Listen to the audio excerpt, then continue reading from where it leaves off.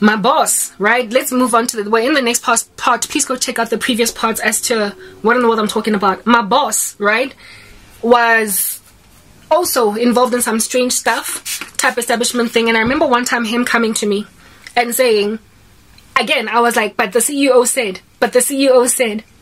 And this boss of mine was like, it doesn't matter what Zunaid said. He literally said that to me in my face. I was like, what do you mean? He's the CEO. Like, he's the head of us all. Everybody else is subject to him.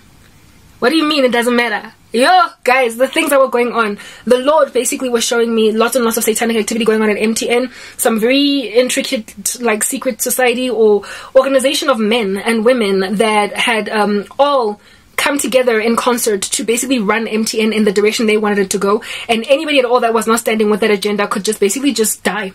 Like, yeah, hamba. Mangafuni hamba. And Zunaid, because he was as good as what he did as he was, I believe he got recruited to join the satanic conglomerate of people, and unbeknownst to himself signed his soul over. And once he was in, realizing what in the world he was into, he then changed as a man altogether. Whatever he got initiated into, he hated it. Lo and indeed, very shortly after I lost my job, he also got demoted from CEO and became COO for MTN SA. Yeah, because there was group and SA, not SA, sorry, there was, yes, SA and group. He became the COO for group. Something that was happening with group, he left MTN SA altogether, but it was nonetheless a demotion, a step down to go from CEO to COO. You are now an executive again, where you had actually gotten an opportunity to be a CEO. He was only supposed to go up from there, but he went down, down, down. Anyway.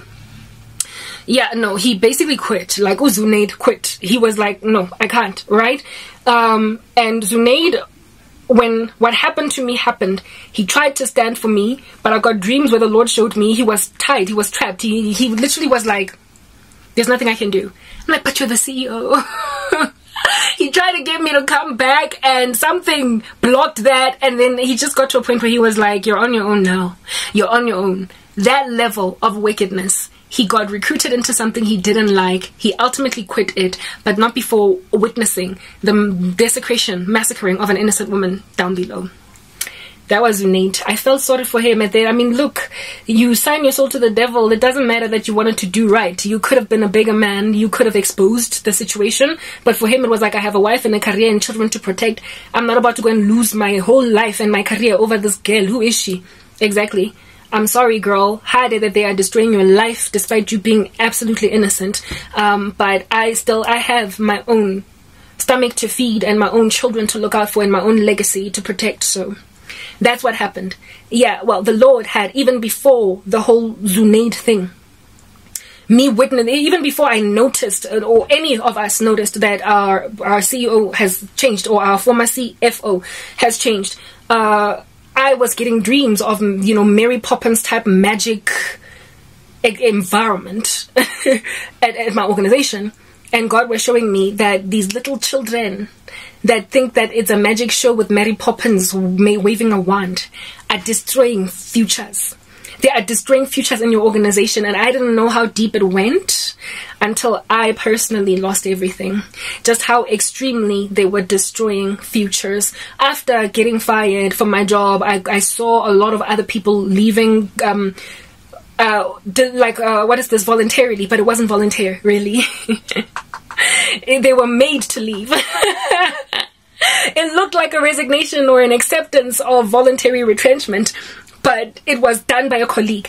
God basically was showing me that the people that got to stay at MTN thereafter were either beguiled by spells or in and of themselves were spellcasters. So the low order Satanists in the organization, so the little stupid Satanist girl that bewitches her colleague's project that it might not go well, was able to thrive at MTN because of the general climate of witchcraft. It was like a big fat kingdom. Like, you know how it's written in God's word that we war not against flesh and blood, but against rulers and principalities, spiritual wickedness in high places, powers, etc.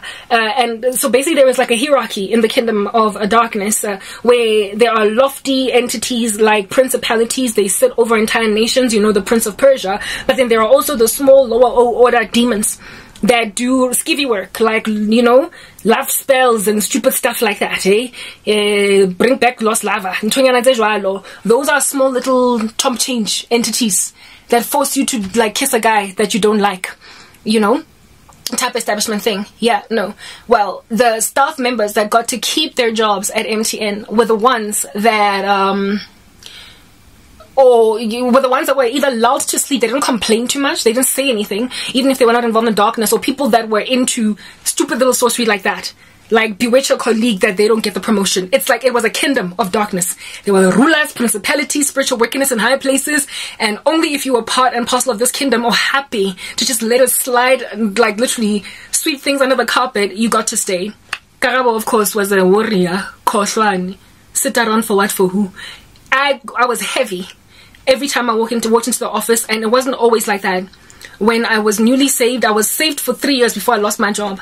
This thing ramped up, and about the last 6 months to like 6 to 10 months, that's when I was just like literally dragging my feet through the organization, the way that there was so much satanic activity. So I do believe that in my last year at MTN, that's when this cult basically rose from the ground up. Yo, God was showing like that my company is darkened like that. So of course, if at all I know such things, the devil, what is this, would then target me. Like, I hear it is that I'm being poured. The Spirit of the Lord is poured out and onto all flesh, and Karabo is dreaming dreams.